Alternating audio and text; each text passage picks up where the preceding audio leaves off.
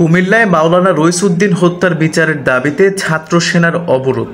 মাওলানা রইসুদ্দিন হত্যার বিচারের দাবিতে কুমিল্লার পদুয়ার বাজার বিশ্ব রোডে আজ সকাল ৯টা থেকে অবরোধ কর্মসূচি পালন করেছে বাংলাদেশ ইসলামী ছাত্র সেনা।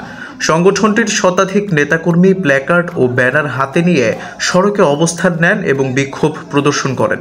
বিক্ষোভকারীরা অভিযোগ করেন, হত্যাকাণ্ডের দীর্ঘ সময় অতিবাহিত হলেও এখনও পর্যন্ত কোনো মামলা গ্রহণ করা হয়নি। এতে তারা গভীর উদ্বেগ ও ক্ষোভ প্রকাশ করেন এবং দ্রুত মামলা গ্রহণ ও বিচার প্রক্রিয়া শুরুর দাবি জানান। ছাত্র সেনার নেতারা বলেন, আমরা শান্তিপূর্ণভাবে আন্দোলন করছি, কিন্তু প্রশাসন যদি দ্রুত ব্যবস্থা না নেয় তাহলে আমরা কঠোর কর্মসূচি নিতে বাধ্য হব।